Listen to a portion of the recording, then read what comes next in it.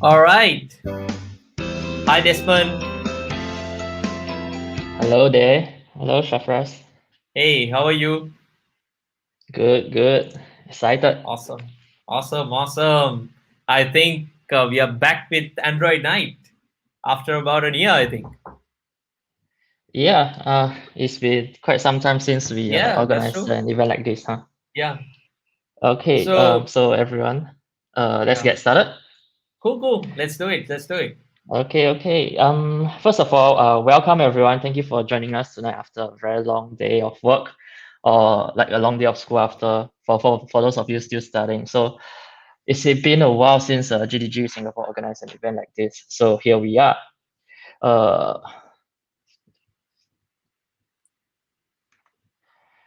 So we often have friends around the region tuning in. So everyone, let's say hello to everyone in the live chat and share where you're from. If you have any questions or comments during the event, feel free to use the live chat section. You can direct your questions to the speakers or interact with anyone else here. Just remember to be polite. While we are at it, here's a shout out to Google Developer Space. Over to you, Shafras. Awesome. Thanks. Thank you very much, Desmond, for that introduction. And then, hi everyone. I am Shafras from Developer Relations team, joining from Singapore, and hope all of you are having a good time today, and looking forward for the Friday and the weekend as well. And we are really excited about the today's event. Before we begin, let me briefly introduce what Virtual Developer Space is and what we do. Google Developer Space is a platform for developers and startups around the region and learn, connect with one another. So Google Developer Space is actually a physical space that's available at Google Singapore office, but due to COVID-19, we had to move everything to online. So regularly we host activities such as like online events and for developers and startups, for different communities who are trying to empower the communities across the region as well. We help out them to host activities through the virtual developer space. Do keep in touch with Google Developer Space. In the next slide, you will be able to see how you can get involved and get updated about the latest upcoming events by Google Developer Space. So without taking much time, I would like to hand over back to Desmond so he can take on and carry forward with the event. All right, thanks, Shafras. And also thank you to all the communities who have helped share this event. It's always nice to be building communities together. So if you'd like to work together, please do reach out to us and see what we can do. Once again, we are always on the lookout for speakers. So if you want to talk about something cool you learned over the weekend or some side projects you have been working on, or just to really share your knowledge and contribute back to the community that we have benefited so much from, please do not hesitate to reach out to us. Use the link at the bottom to submit more details on what you want to talk about, and we will be happy to provide you a platform for you to reach out to like-minded people. And of course, let's not forget to like, follow, subscribe to our social media and our YouTube channel. We regularly post updates on upcoming events, for example, events by Big O Development. So if you have not heard of it, Big O Development is a cool initiative which focuses on very interesting topics on software engineering and career development. So please check them out. On our YouTube channel, you can also catch up on our previous events. It contains many content that we have hosted in the past, and I believe they are still relevant today and can be really useful in your developer journey. So let's not waste any more time and get started. The theme today is math skills. Android has come a long way, and over the years, we have seen the evolution of many libraries and patterns emerge on how we should write our apps. Math skills is a collection of ideas that teach us how to apply the latest technologies of modern Android development and allowing us to create better applications more easily. So today we have two speakers with us, Enric and Hassan. Sumiat was scheduled to be speaking today, but she cannot make it because she fell sick. But it's fine. Let's hope we can see her on another day. So we'll be starting today's event with Enric, who will be talking about coroutines on JVM and Android. So welcome, Enric. Hello, everybody. Thanks, Desmond and Safras for the invitation. A pleasure to be here again with this time online with the Singaporean community. Let me share my slides, Desmond. Are you able? You should be able to see the screen now, right? All right. Yeah. Please take it No, away. is it working? Yeah. Yeah, we can see Great. it. Yeah, so again, thanks for the invitation. It's a pleasure to be here online. I hope next time we can I can meet the Singaporean community in Singapore, but since that we'll have to wait a little bit considering the current circumstances. If you folks have any question, feel free to write it on the comment section. I can't see them at the moment, but I'll take a look after. And if, of course, I know the answers to those questions you have, I would love to help you. And yeah, so I'll be talking today about coroutines for JVM and Android. I was asked if I could talk about some modern Android development skills, and I think coroutines are very topic. So further delay, let's go. Super shortly about me, I'm an Android and Kotlin developer. So I've been doing for the last 12 years Android development, the last years with Kotlin. And for the last 3 years, I've been focusing a lot on Kotlin for backend. I'm a member of the Google Developer Expert Program, and this is my Twitter handle if you want to follow. Sometimes I post interesting stuff, most of the time not. Well, coroutines. If you're Android developers, you've very likely heard about the word coroutines before. This is not a paradigm that has come with from JetBrains for Kotlin. It's something that have existed for a while. This is the, if you go to the, I believe this is Wikipedia, this is the definition of what is a coroutine, and it's a computer program to generalize subroutines for multitasking, allowing execution of to be suspended and resumed. This will be a key that we will see later on the coroutines. We are able to suspend the execution of a flow and then to resume it when this flow has finished. Why do we want to use coroutines? So let's take a look at this block of code here. We're trying to fetch some user data. When this user data has been fetched from our API, we would like to assign to the text view the name of the user. If this would be an offline meetup, I'll give you a few seconds so you can think about what's going to happen if we execute this piece of code. But I'll give you anyway a couple of seconds, try to see if there would be any problem happening here. Yeah, in Android, we'll get something like network on main thread exception because we can't execute network requests on the main thread. So in order to do that, we could have something like this from here. We could have a thread where we execute our block of code and then we update our text view or our UI component. Do you think this will have any trouble or this would create any problem? We have also a few seconds to think about this. Yeah, we have the call from another thread, blah, blah, blah, exception, because we can't update the UI if we're doing it from a different thread. So, well, we can start using callbacks, right? We can fetch the user data. When this is ready, we came back to the original point of call, and then we try to update our UI. Is this a sustainable option when we're developing with Android?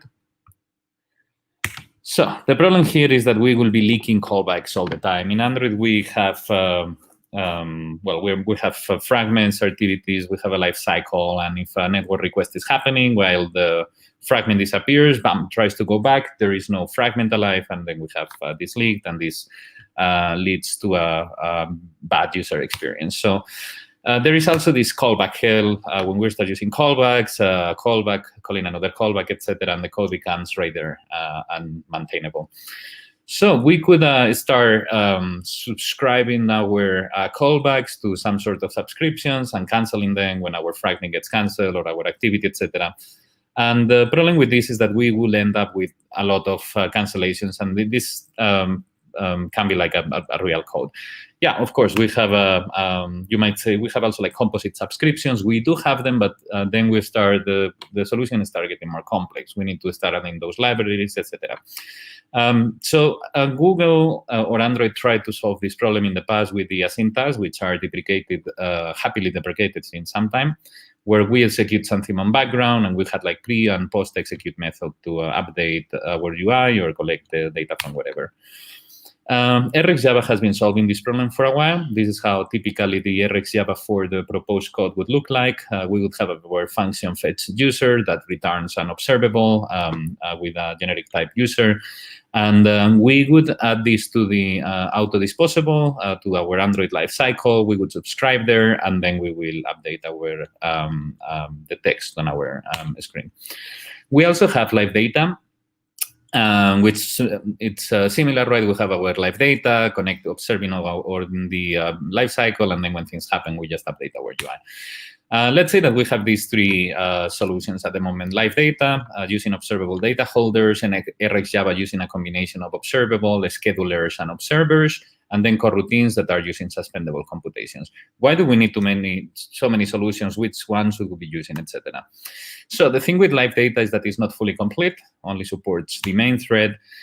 And RX Java is complete, but it's easy to misuse. It can feel like an overkill sometimes. Why am I using this huge library that includes so many things? And it has a learning curve at this rather extent. Coroutines are simplified, comprehensive, and robust. Of course, everybody says, my software is simplified, comprehensive, and robust. Is this true in the case of the coroutines? I think so. They also have first-class support from Google and Jetpack. But let's see with some examples if they're what they claim to be, and you will be able to take your own conclusions. So until now, in a nutshell, coroutines simplify async code by replacing callbacks.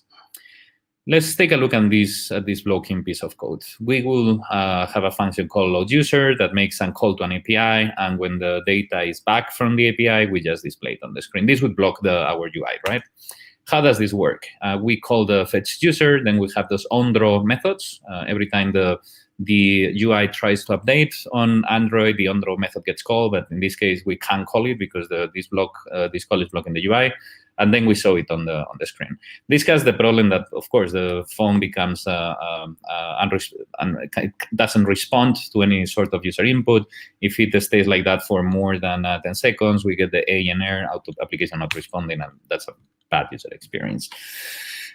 Let's take a look at this asynchronous piece of code. Load user is the same thing. It's just that where API calls, and there is a callback that will display the user when the API call has finalized. In this case, fetch user starts. We can happily draw our screen and keep updating our frames. And when it's ready, bam, we just saw the result of the screen. So this is how a coroutine would look like. See that essentially this is the same as the blocking piece of code. We just have added the suspend keyword in front of the function. And this, it's conceptually it works like this. We need to suspend the function, we execute the blocking call, the API call, and when it's ready, we just resume it without blocking any UI. So suspend and resume replace the callbacks. If you're more interested in knowing what happens under the hood, this suspend keyword, what does is creates a listener that is passed to the function, which is an object of type continuation with some data. So if you're more interested into the technical details of this continuation object, this call from here, you'll be able to find it on Google, Kotlin 2017, coroutines on JVM by Raman Elizarov, goes very, very deep technically. I'll not go that deep. I want to stay more at the Android high level, but essentially you can imagine the continuation object tries to execute the blocking call, and when it's ready, call resume internally. So let's go back. If we compare the coroutines, suspend in front of the function name, asynchronous is using a callback. So we replace callback with suspend keyword. Correct. This is how it would look. So we have the suspend keyword, and one interesting thing that we'll see later are the dispatchers. In Android, we can have different. We want to call things on the main thread, sometimes input, output, etc. We support this in coroutines by the use of dispatchers. In this case, our function fetch users will call with context specifying the dispatcher. We will have our blocking call inside the with context, and this will be able to execute on any particular dispatcher that we specified. Which dispatchers we do have on coroutines? So we have the default one, IO, and main. Default is the CPU. This should be used for operations that are intense in terms of computations. Let's say we need to take an image and analyze it. We need to do some operations over a big matrix, etc. So let's gonna do that on CPU. IO, input-output operations, anything that has to see with writing on the disk or making an API call to our server should go on with an IO dispatcher. And main is the main thread on Android. That's easy. So, as mentioned, with context, our blocking call inside. Now, let's gonna see a bit under the hood how this suspend function will work. We know that every function, well, we have a thread and a stack for the main thread, and essentially we stack there every function that we're calling. We store information about the variables, etc. So the execution of the program can go through. How does our program works as soon as we see that there is going to be a suspend function? Well, we evaluate and we see, well, there is a suspend. So let's gonna put on the stack a marker specifying that we just reached a suspend function. This is a suspend marker. Everything above is gonna be a coroutine, and everything under is our function. So we keep analyzing. Load user. Well, then let's gonna stack this here. Then we will stack as well our blocking call, fetch user, and we will start executing that. So sorry, I think I went too fast. Yeah. So well, this keeps executing, right? We make the call to our API, our server. We fetch the user. And as soon as we start getting the information, then we start getting the result of those functions. We will get a fetch user, good. We get a user that is there. Then we consume our function load user, and we resume the function at the point we left it. Summarizing until now, coroutines replace callbacks, and they provide main thread safety, which is important in the case of Android. Now, we've seen the with context building block, but we have a few more. So with context have this peculiarity. It returns a result, and if there is an uncapped, it says in the application crashes. We also have launch and async. Launch returns a job, is of type fire and forget, and if there is any exception that is not handled, the application will crash. And async returns a deferred or a non-flocking future, the promise of having a result at some moment. If there is an exception happening that we are not handling, it will come on the deferred object, so it's a bit more convenient to handle it. We'll see as well the coroutine context that we have. So similarly to the previous dispatchers, here we have a UI that dispatches the execution into the Android main thread. The common pool does it into the background, and unconfined that does it into the current thread. This is useful for testing, among other things. So let's gonna start diving a bit more into coroutines, operators, and functions. So we have launch. First, let's gonna create a couple of coroutine contexts, one for the UI and another one for the background. So we'll essentially just define them like this: UI context and background context. And let's take a look at this piece of code, the most typical thing we can have on Android, right? We want to load some data, so we show the loading indicator. We fetch data from somewhere, show the data, and hide the loading indicator. So if we add after our function the launch, specifying the UI context, that's gonna launch our coroutine, and it will do it on the dispatcher UI context. So here we see that the result, which is the UI call, very likely, or taking the data from our database that we're doing, is using thaw with context on the background context. And that's interesting because we can execute this on the background context, so we are not blocking the UI, but then we can, with launch on the UI context, update the UI. So everything works. Android is happy. We are not making any network requests from the main thread, and we're updating the UI context from the UI thread. We can do a lot of things. We can launch two tasks sequentially. For instance, this piece of code, let's take a look at the relevant part. We could start a result 1 and then a result 2, both with context, and that essentially makes the first one start, and afterwards the second request start. We can launch it in parallel. So in this case, see that we are calling the await function, and we make two coroutines start at the same time. We can also, Kotlin is very idiomatic, and we have a lot of ways of doing things that result very comfortable for the developer. So in this case, we could create a list of async functions, and then with await all, we will start all of them in parallel. Timeout, very important if we're having network requests, right? So if our backend is not working, we just want to time out and handle the error. So with timeout or null, it will start the task with the unit of time that we specified. Cancel them, very important. If for any reason our screen is changing, we are moving between different fragments, we would like to cancel our active coroutine.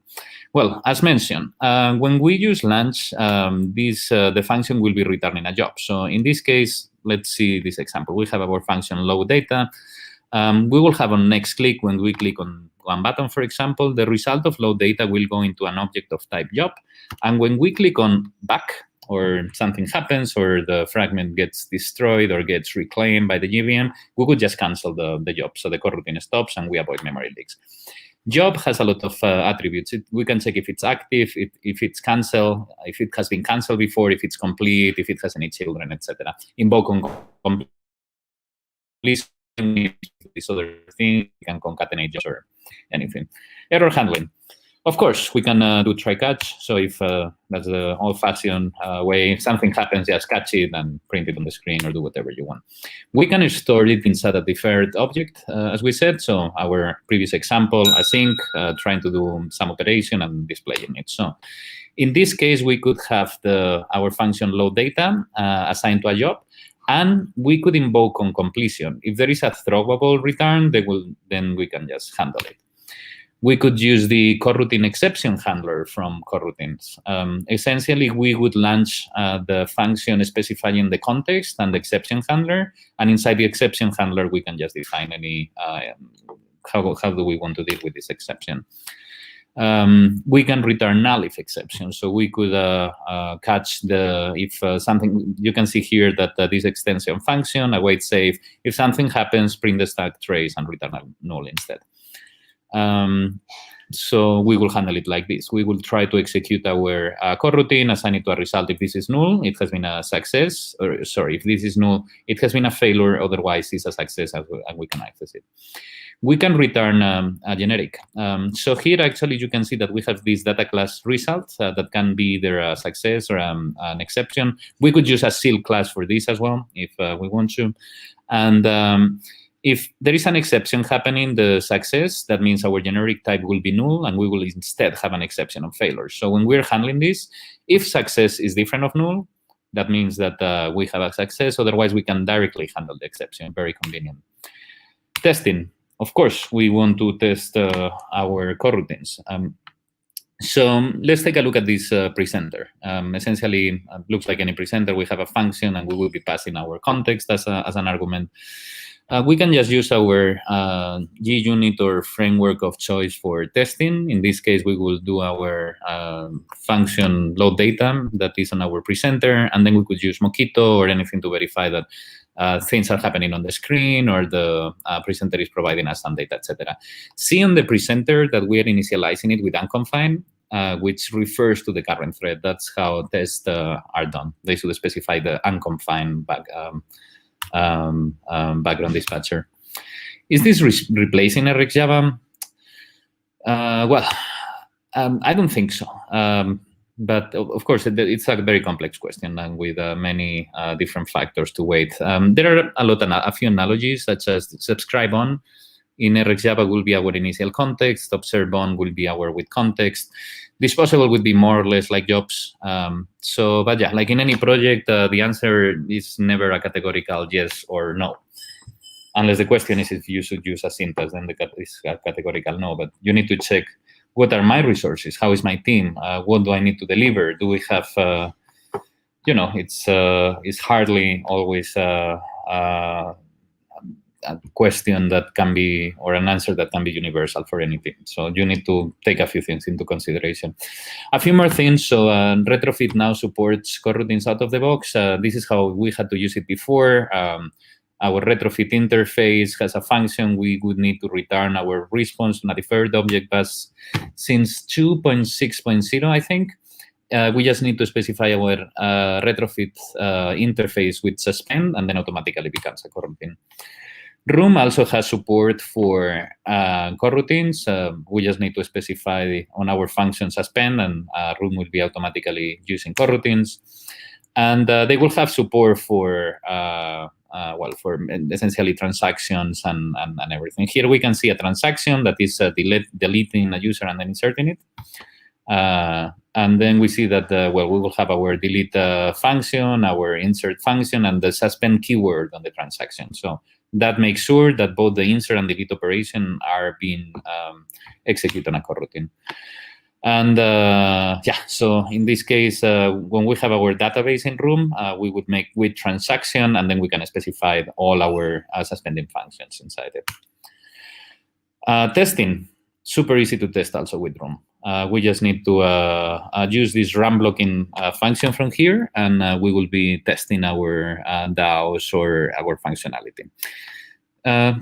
To this, regarding this theme of run blocking. So run blocking is a function that runs interruptibly until it has been completed. And on the documentation, it says that should not be used from a coroutine, but it's actually code examples from Google. So I would say probably running test is okay, right? Because you're not, if you block the monkey runner or your CI while a text is executing, it's probably fine and acceptable. But definitely not for real users. Sharding and coroutines. I found this on Twitter some time ago, and I was not able to trace it back to the author. If I recall it right, that was about 1 year ago. Things might have changed since then, but you can see that most of the people was not actually using coroutines.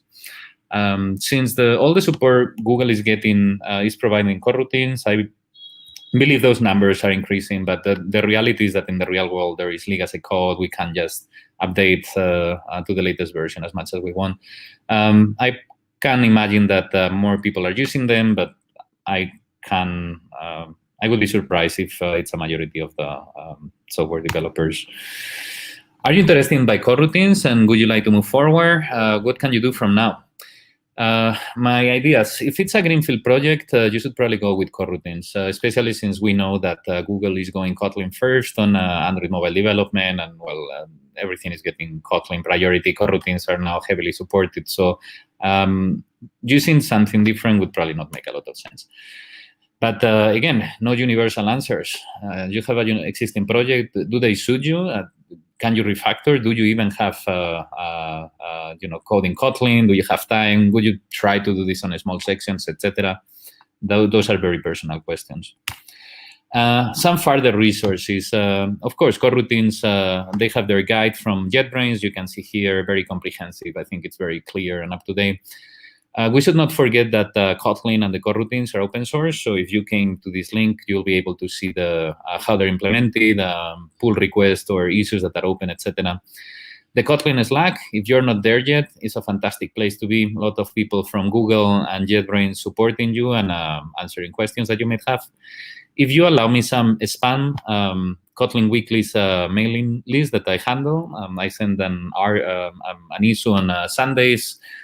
And there is a lot of coroutine articles going on, as well as Compose at the moment.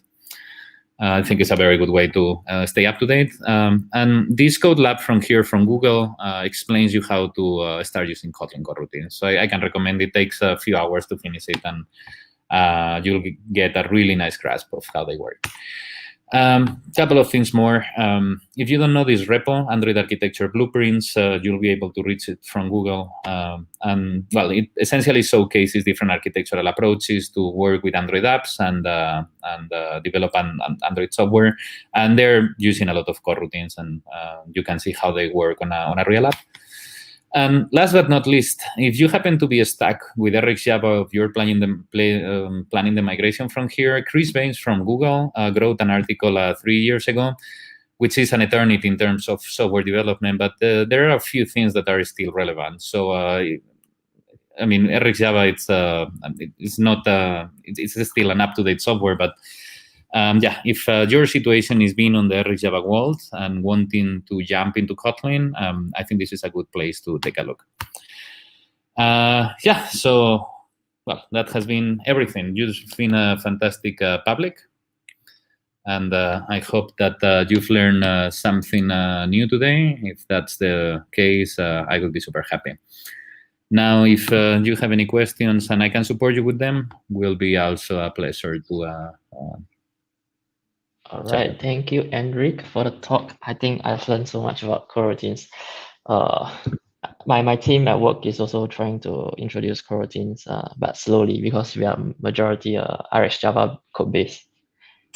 Yeah, I can imagine, right? And sometimes code bases are huge, so you just don't have the luxury of saying, "Hey, let's gonna, I don't know, put everybody to work here 1 month to migrate the code and stop doing bug fixing and new features." So you always need to see on the, on your life and your scenario how it works and how to apply it. Exactly, I think that makes a lot of sense. We have one question here by one log. Is asking if there's any coroutines related method of video rendering in Android. I'm not really aware that there is something so specific. Not really sure. If you ask me how to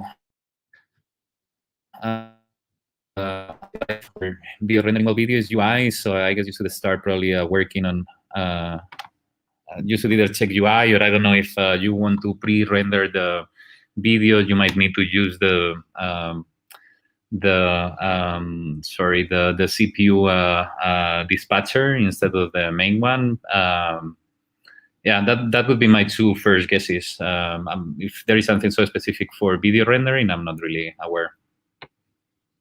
If I may add, I think for video rendering in Android, we usually just delegate it to a video player like Exo Player, for example, and usually they'll handle all the loading of the videos in the background. So we don't really have to use coroutines for that. We just need to pass in the URL for the player. Yeah.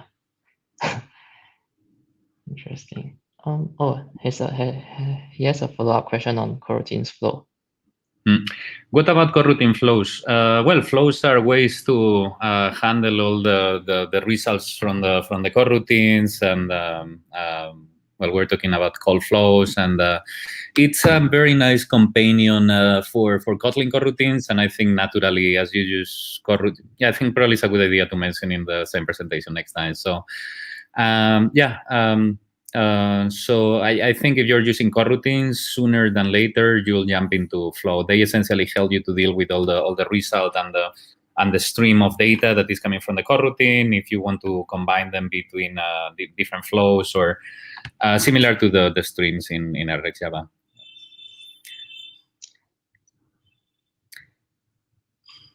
Cool. All right. Is there any more questions for Enric? Gwen Lonteo, thanks for the explanation. A pleasure, Gwen.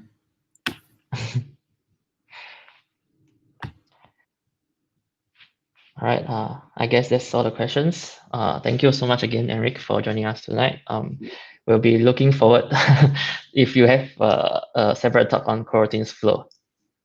Yeah, maybe I need to prepare one of those for the next time. Let's stay in touch, Desmond. Thank you so much for the invitation, and who knows, maybe see you in the next month talking about Flow. All right. Thank you so much, Enric. See you. Bye-bye. And next up, we have Hassan, another Google developer expert for Android. He'll be talking about Work Manager. Let's welcome him. Hello, Hassan. Hello, can you hear me? Yeah, you're good. Okay, please take it away. Okay. Yeah. So I can start, right? Okay. Hello, everyone. My name is Hassan, and thank you, Desmond and Enric, for nice introduction about coroutines. I think it's like still, like many people are still trying to implement in their apps because lots of apps were written in RX Java, and slowly people are trying to migrate to coroutines. So every time I hear about coroutines, it's always exciting. And today, what I'm going to discuss is something which can be used with coroutines also. It's called Work Manager, and it's part of the MAD skills series on Android, which is the modern Android development skills series. So before starting this call, let me introduce a bit about myself. My name is Hassan.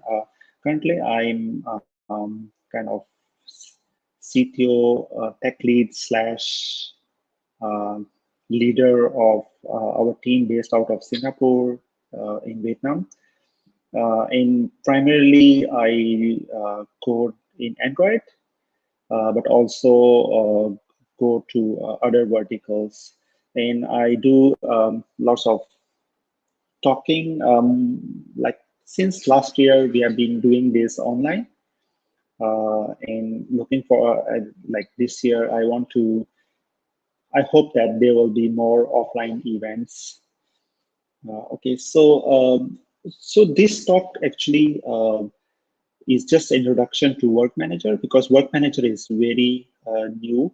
It was introduced maybe a couple of years ago, but only recently maybe people started using it, and it's still I will say in kind of rapid development. But if you can think of any feature, you can go and request to Google, and then folks at Google will can implement this for you. And then today I'll just give you introduction about Work Manager and kind of migration guide from the previous library to Work Manager, and also later we will have a quiz. So the quiz will be based on these slides. So I think it's good to just read the slides, even if you don't want to, like, you miss out some of my talk. So what is Work Manager? Work Manager is essentially an API that makes it easy to schedule deliverable and asynchronous tasks.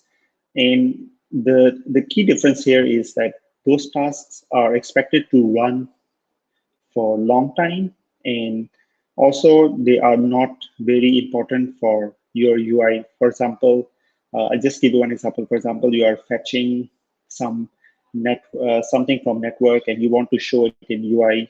So Work Manager is not suitable for something which should be done immediately. It's more suitable for some kind of task. For example, you want to download bulk images, background, or you want to upload bulk images in background, or you want to run your ML models, or do long running tasks.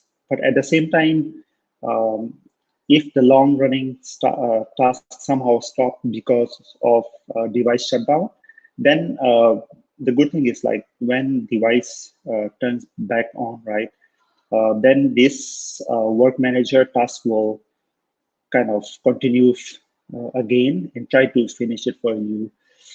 In the first version was introduced during Google I/O 2018. So what are some of the key features of this Work Manager? It persists schedule works, just now I explained to you. And then you can also schedule one-off or periodic tasks. And at the same time, you can monitor and manage tasks. If you think it's like there's a duplicate task, or you think this task is no more needed, then you can even cancel those tasks. And at the same time, you can chain those tasks together. So we'll also look into some of the deprecated libraries. So here, let's spend some time here to go through what are the libraries which are deprecated already. Firebase Job Dispatcher and GCM Network Manager, those are already deprecated, and it's highly recommended to move to Work Manager, because starting from target API level 29 and above, these libraries won't be able, you won't be able to use them on devices running Marshmallow and above. So how we're going to do this. So today I'm just going to basically show you how to migrate from job dispatcher to work manager. At the same time, this will also give you an overview of how you can use work manager in your apps. So first of all, we need to add dependencies. As of now, the most stable version of Work Manager is 2.5.0, but also 2.6.0 alpha is out, which has some newer features. And you can also get RX Java or coroutines version. So this is like very exciting for people who are using coroutines or RX Java. It works seamlessly with both. And it also has testing library available. So before in job dispatcher, right, we have this job service. So job service is something which is kind of, it's not running on the background thread, it's on the main thread.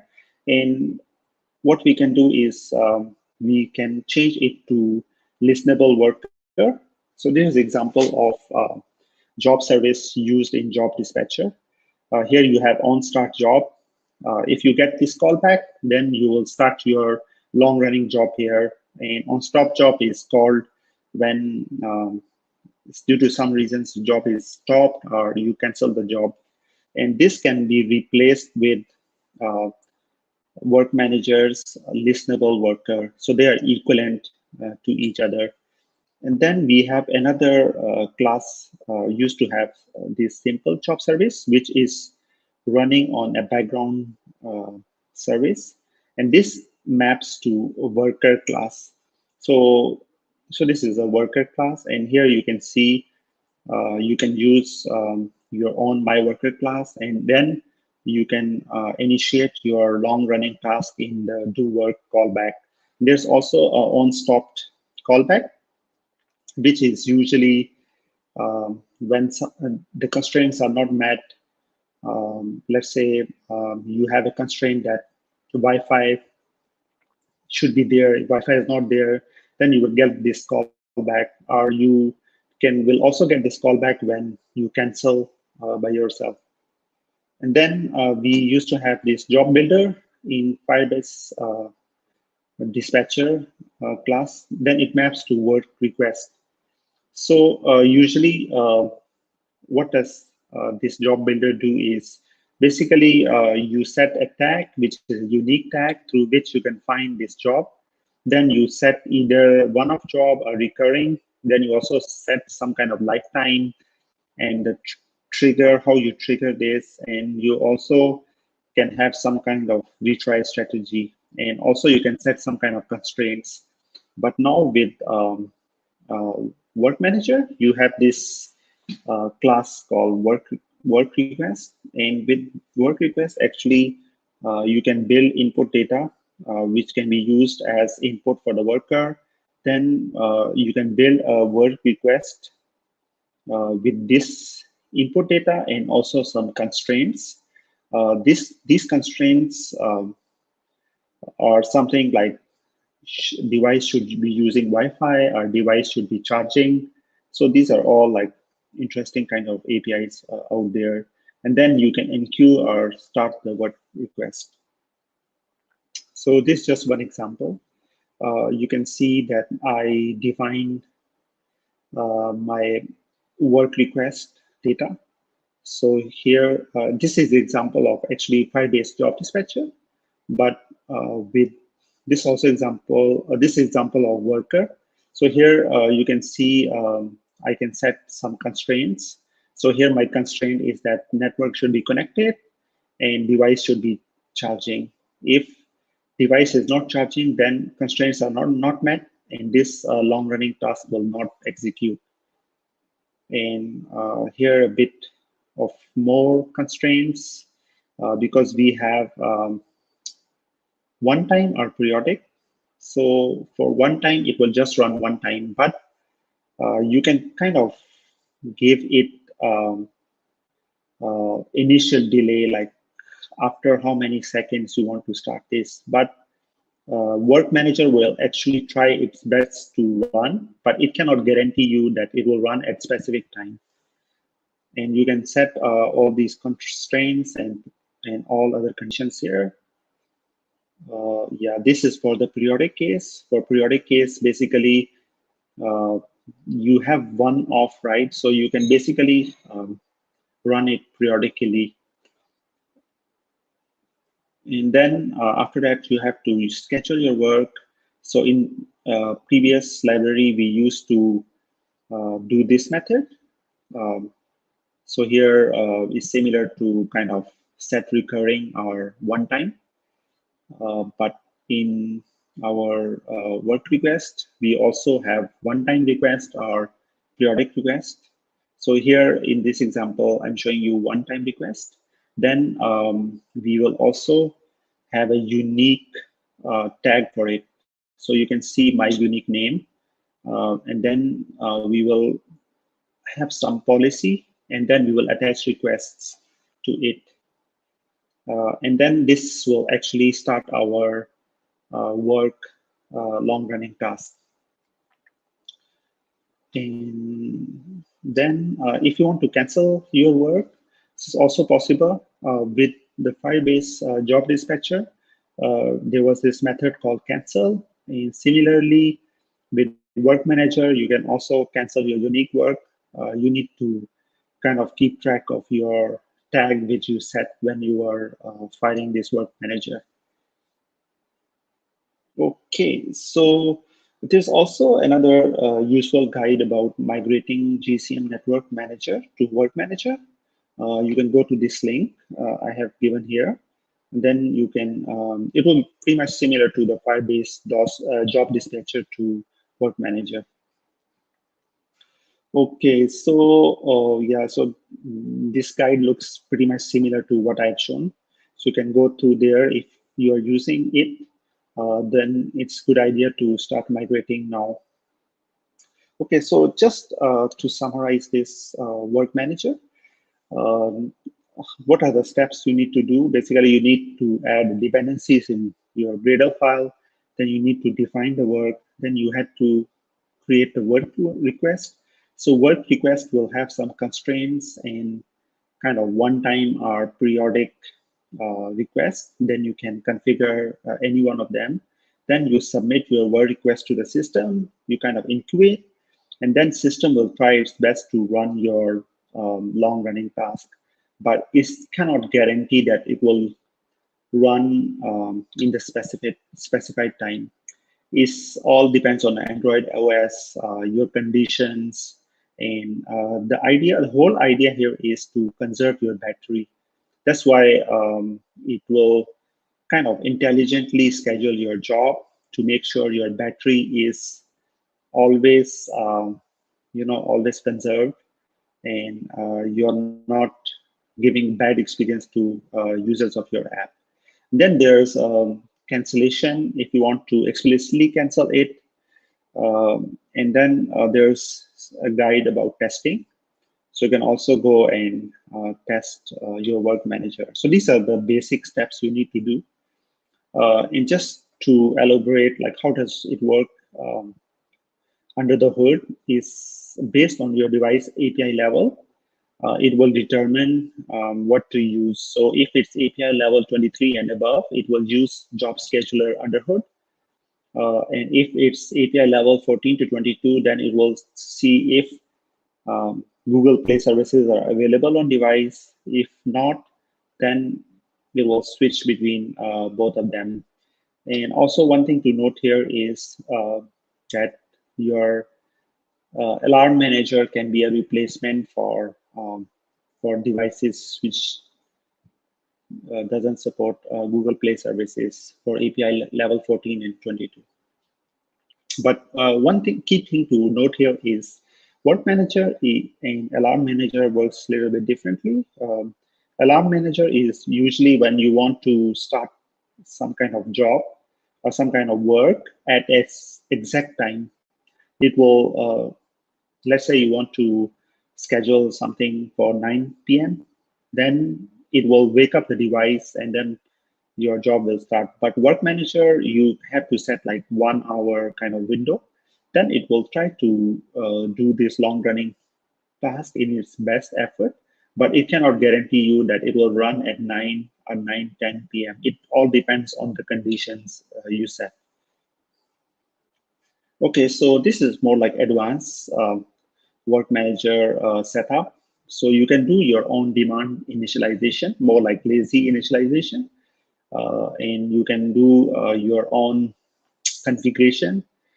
Basically, it's also being done for setting up the logs when you're debugging something.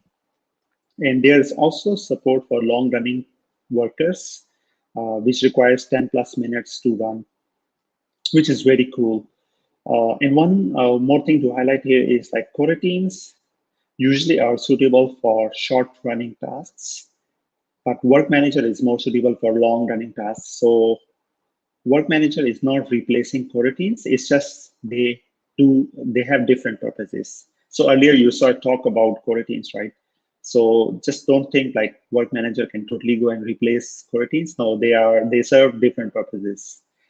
If you think like your job or your task is small, like fetching some data from network or kind of running something in background, then just use coroutines. But if you have a long running task like bulk data upload, bulk data download, running some ML models or doing some heavy filtering and stuff, then work manager is more suitable. And you can also go to this link here to debug it before you roll out to production. And actually debugging is pretty cool.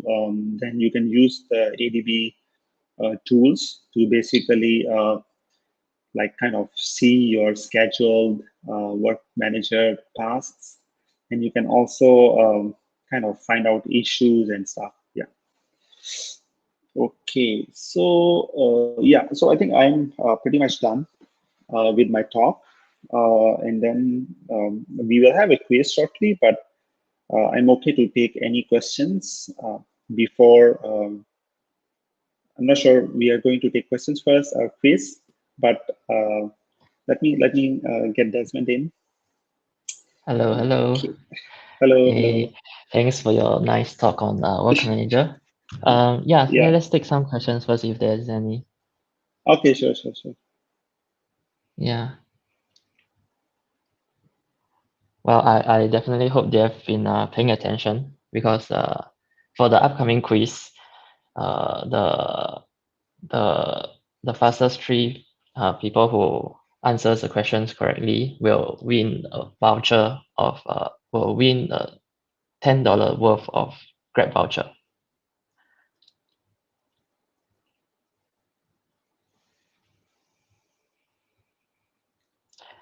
All right, looks like there's no questions. So I think let's move on to It's actually, work manager is pretty new. Actually, I'm not sure if anyone is using.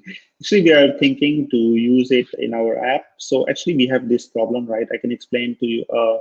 So we have to upload kind of this big file after every live stream in our applications. And this can go up to 10 MB plus. So we were trying to use coroutines first, actually, but coroutines sometimes can cancel your task if your activity is destroyed or your application is destroyed. So coroutine cannot do kind of long running. So a good replacement is kind of work manager. Because this file we are uploading, right, it can get bigger. And also what we want to do is like we don't care about kind of real-time upload or something. So I was just like exploring to use work manager, and it seems like very useful because of the device support up to API level 14 to all the way to the new APIs. So I think maybe later, if I have more findings, I can share to talk. But it's very new. As of I know, not many people are using Work Manager. Yeah. No, actually, I'm curious for one. Like I think Android Yeah. has a bit notorious on killing your apps process, right? So does it survive or like the all the so China you device, when you know? set yeah. So when you set work manager, right, you have to set some constraints. So the constraint is, for example, your device is charging, connected to Wi-Fi, these kind of things. And let's say if your device is going low battery, okay, so now that is more priority than work manager task, right? Because Android OS always take care of the whole system. So what it will do is it just defer your work manager task. So it will Right. kind of put it in, it will, persist it somewhere in the Android OS.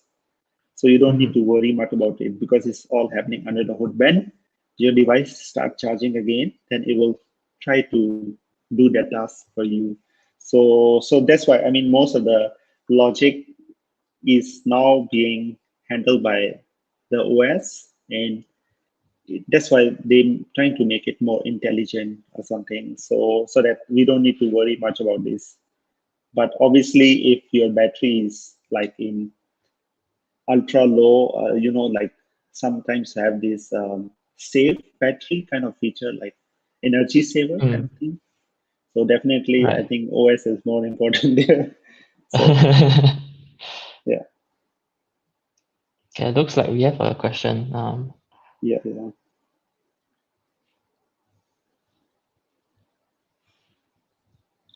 If normal messaging, no, I think it depends. It depends because for your, I mean, it's also possible you can use Work Manager. It just depends on how urgent this large video file is. Because for Work Manager, right, the idea is once you start this job, right, you don't need to force users to use your app. They can go and use some other app. Everything will happen in background. But for kind of messaging, right, basically you're communicating with each other. So then you are in foreground already. So it depends on file size and the urgency.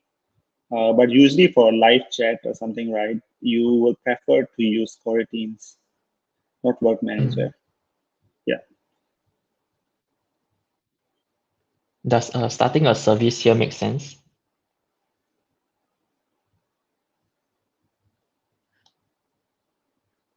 Oh, there's a question. Okay. Yeah. No, I mean like Service is totally does different starting a thing. Service is like totally, yeah, service is like very, very old concept, I think. So it's a bit different, yeah. But I think if you're coming from service background, right, I think you can try Work Manager. It can fit with your needs, but service has some limitations also. I remember kind of your apps will be in foreground, and if there's like kind of thing you have to, if you're generating some notifications, right, your app needs to respond in within 5 seconds or so. So service is a bit different. I think this is modern Android development. So guys, go and read about Work Manager. Yeah. All right. Okay. Thank you, Hassan. Yeah. Okay, let's move on to the quiz section.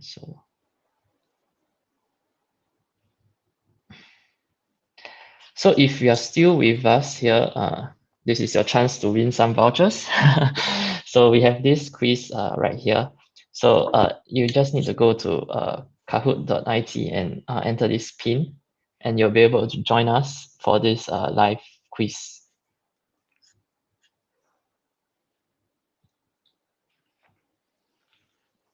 I can also join it.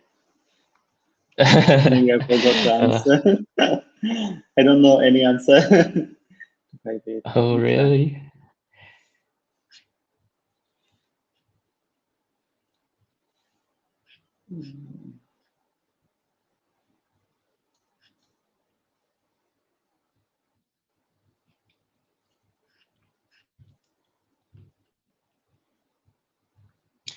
Just wait for more people to join. Yeah. How many people joining? I think you will be seeing the. Right.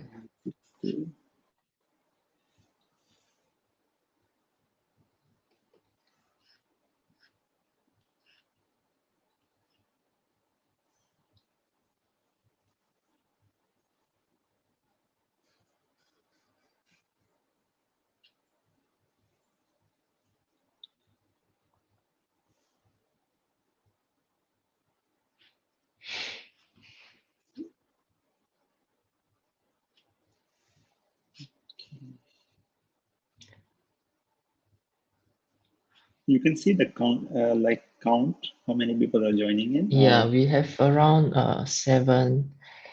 I'm just going to give it a few more seconds and then we'll start Yeah, the. yeah. I think Right. you give a couple minutes maybe, because once they join in, right, maybe you can start sharing your screen for that, so we can take a look, do this. Cool. Yeah, sure. Let Yeah. me share my.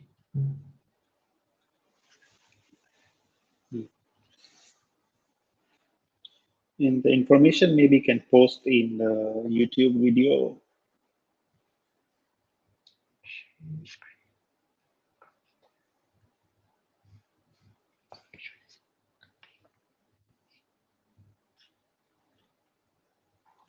Or if you want, I can share my screen. Oh no, it's not this one. Yeah, let me share my screen, because my screen has, the quiz, right, as a viewer, so I can just show. Okay, cool. No. Yeah. So I'm No, you I will cannot be see the a viewer. questions actually. Yeah. So I will be a viewer actually. Okay. So I will join as a. Okay. Okay. Shall we start? Okay. Yeah, I see Toru there. Good luck, Toru.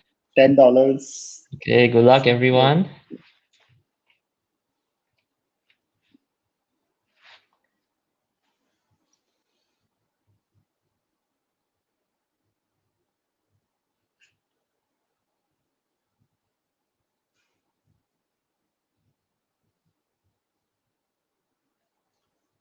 Actually, I don't see the questions.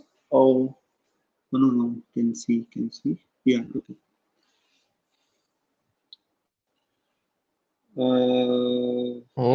That's when I cannot see the questions actually. Yeah, I think you have I to see cannot. from the stream, from the live stream. Okay. Oh. Yes.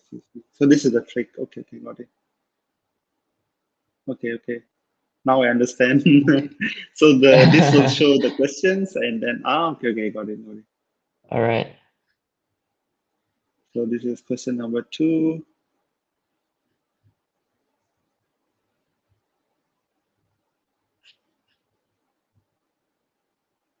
So you kind of randomize it, right? Oh, 7 people answered. Yeah.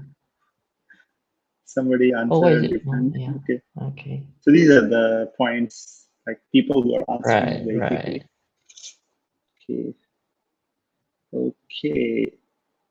This one, not sure what is the answer of this one. Let's see. You talk about coroutines or Yeah, I talked Java? about this, right? And there was also a talk related to coroutine today, right? So yeah, coroutine is like very popular. Oh. Okay, true. Okay, that's good. Wow. Toru is coming Hi, up. Kenneth. Kenneth also.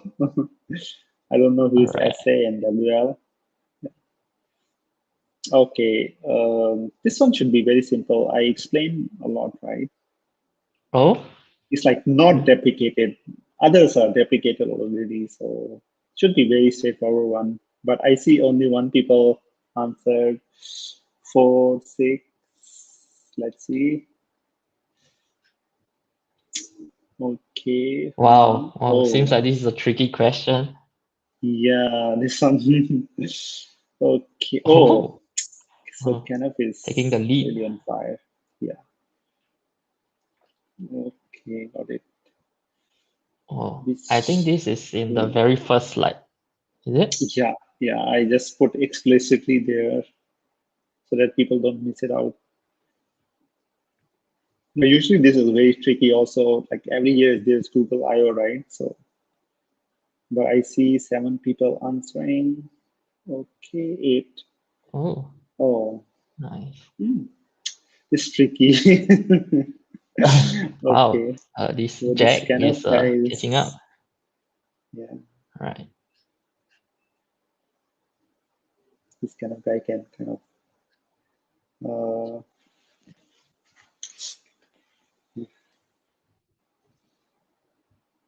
Okay. Oh, this one, let's see. It should be very simple. I explained in one of my slides. Uh-huh. Still 2 people got wrong.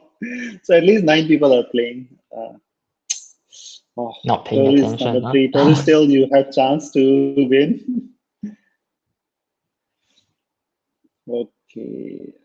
This is number 7, right? Whoa, someone asked about the use case.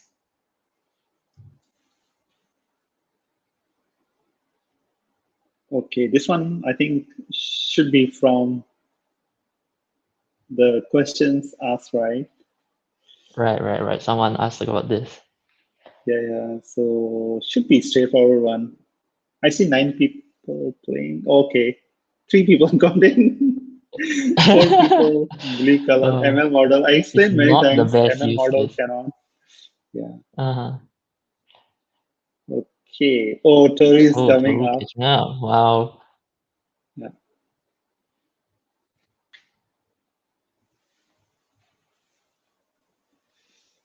Okay. Yeah, Sunda. I think this should be also very straightforward. Like, because this was in I will one of email the him. questions, right? So I expect all of them to answer correctly. Wow. I will ask them. You see now, 4 people. Okay. Wow. All right. Wow. 3 in a row. Okay. So next one is 2 hours. See, this one also should be pretty simple. I repeated a few times. Let's see. I see 4, 5. Some people are giving up already. Or is it tough? Because the answers are very slow. Oh, okay. Okay, this was tricky also. Yeah. So I think competition is tough for second, third, fourth. Oh, Or third, you're wow. out of grab voucher already. Yeah, I You think have to it's come because back. there's some delay during the stream as well. So, Okay, I see. yeah. Yeah, I think this one cannot really have like real time kind of stuff. It should have been more fun in person actually. So Exactly. yeah, this one Just also looking should be very forward to. simple. Yeah, because answers also a bit slow, right? So yeah, I think it's because Yeah. people are seeing later. Yeah, Oh, they that's have to answer very fast. yeah. This one seems to. Oh, Tori is going down. Tori, come on, you have to reply. This one should be very simple for Toru. Okay, this one is I a think free Kenneth is question, I think. winner already, so it's just like second, third, fourth. Grab vouchers only for first 3 members, unfortunately. Okay. Oh yeah, most of the people answered correctly, right? Yeah. This is someone, yeah, who said Android Pie. Okay. So WL is number 3, LXY is number 2, and Kenneth Oh, will congrats be to Kenneth. our winner. Congratulations. Wow. Yeah. Good job. Okay. Toru runner. Okay. Okay, for the winners of this quiz, can you please take a screenshot and send an email to singaporegdg@gmail.com, and we'll be giving out the prizes to you separately. Remember to include your name, country, and mobile number as well, and then so that we are able to send the vouchers to you. I'll post a link to the to the email after this event as well. Okay. I think it was fun. I hope, like, I'm not sure from the viewer's perspective how was the experience for this Kahoot, but definitely, I think Desmond, we have a couple of more events coming up, right? Right. I think, yeah. You Let's can hope we share. can have more fun nights like this. Yeah. I think we can have like more kind of mixture of questions. I know work manager is not favorite topic of everyone, but still, like it's good to for me to also share about this because this is some topic which is not being talked a lot, but it's part of the modern Android development series. But I think we have a very interesting event coming up next month about Jetpack Compose, right? Right. Actually, we have upcoming events, so let's talk about it. Right. Before we continue, just want to repeat that we are looking for more speakers. We'll be very interested if you are keen to share about your what you are building on Android as well. So I think this is something very interesting. If you want to showcase your side projects, something that you have been building on the side, please let us know, and we'll see how we can provide a stage for you to share whatever you are building. I'm sure it'd be great. So for upcoming events, we have a Jetpack Compose event, I think next week. So stay tuned for that. We also have a very interesting event by Big O Development. This will be talking about engineering productivity metrics and morale. So this is more focused on software development as a career and how you can improve yourself in your career. So please do check them out. It'll be held on the 9th of June. So I think that's all, folks. That's all for today. We hope you enjoy yourself, learn some new things, and we hope to see you again next week. Thank you so much. Bye-bye. Thank you, everyone. Bye-bye.